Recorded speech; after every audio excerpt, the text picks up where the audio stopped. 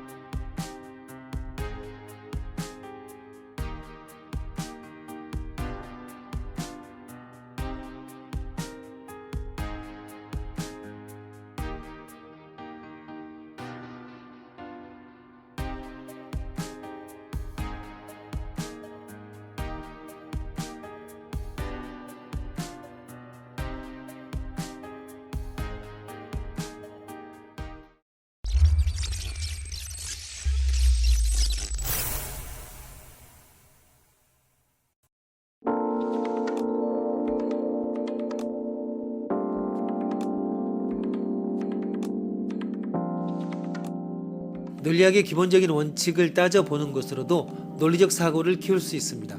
어렵게 생각할 필요가 결코 없습니다. 꼼꼼하게 따져보면 답이 보입니다. 이번 회의 키워드는 논리학, 전제, 평범의 원리입니다. 사실은 상식이 상식인 이유를 따져보자는 것입니다.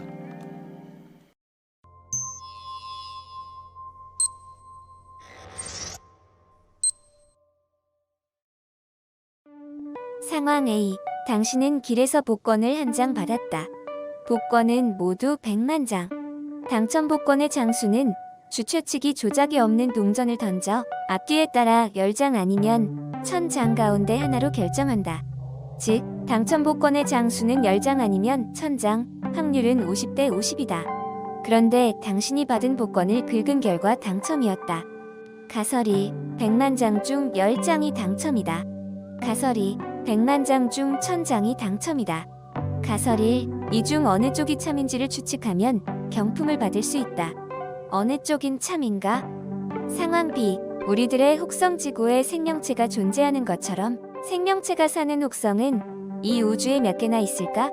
관측 가능한 우주에는 1천억 개 이상의 은하가 존재하며 각각의 은하에는 1천억 개의 항성계가 있다. 그러면 이 우주의 지구와 같은 혹성은 1조 개 정도 있는 셈이 된다.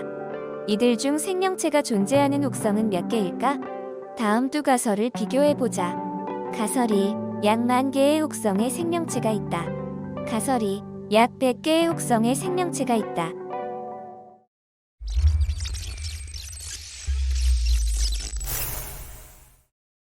상황 A의 가설 2는 가설 1보다 진실 확률이 100배나 높다. 이처럼 자신이 가급적 평범한 위치를 점하도록 세계를 해석하는 것이 바로 평범의 원리입니다.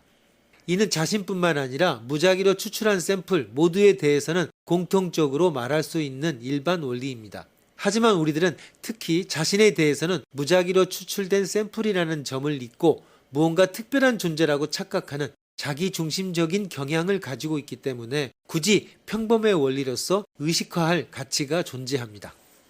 상황 B의 경우 가설 1이 가설 2보다 우리들의 지구가 생명체 재비에 당첨될 확률이 100배나 높습니다. 즉 가설 1, 2 중 한쪽이 옳다는 점은 선택할 수 있는 힌트가 지구는 생명체 재비에 당첨되었다 라는 데이터일 경우 가설 1은 가설 2보다 참일 확률이 100배 높은 셈이 됩니다. 그러나 이 추론은 완전히 틀렸습니다. 곰곰이 생각해보면 가설 1을 선택하든 가설 2를 선택하든 우리들이 생명체가 존재하는 장소에 살 확률은 1 이외에는 없습니다.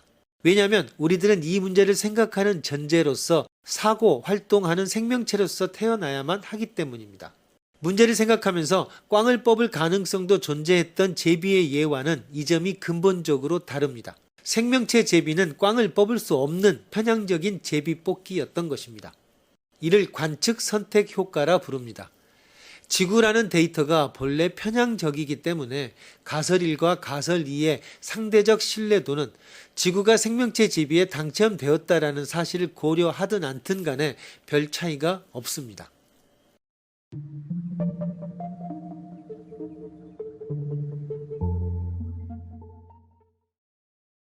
평범의 원리는 일종의 메타 법칙, 법칙의 법칙인 셈입니다. 이것이 물샐 틈 없는 완벽한 법칙인지는 논리나 실험을 통해 증명 또는 반증할 수가 없습니다. 그러므로 과학이 아니라 수학이나 철학에 가깝습니다.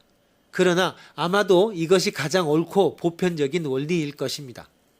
모든 특수성은 주관의 산물에 불과합니다. 그리고 주관은 인식의 주체가 갖는 환상에 지나지 않습니다.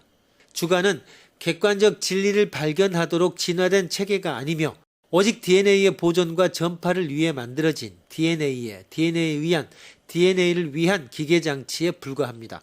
생물의 거의 모든 특성이 그러하듯 인간의 주관과 감정과 본능은 모두 DNA의 자기 복제를 위한 노예, 부속장치, 한목적적 기능들일 뿐입니다. 주관과 감정과 본능은 사실과 진리를 알게 하는 수단이 아니며 오히려 방해하는 요인입니다. 객관적 사실을 아는 것은 진화에서는, 즉 DNA에게는 큰 위기가 되기 때문입니다. 로봇이 노예가 자신을 자각하게 되는 것을 원할 주인은 없습니다. 주관은 환상이며 진화의 도구일 뿐입니다. 그 주관을 완전히 배제하고 나면 객관의 세계, 보편의 세계, 평범성의 원리가 아무런 저항 없이 자연스럽게 적용되는 사실과 진리의 세계가 열립니다.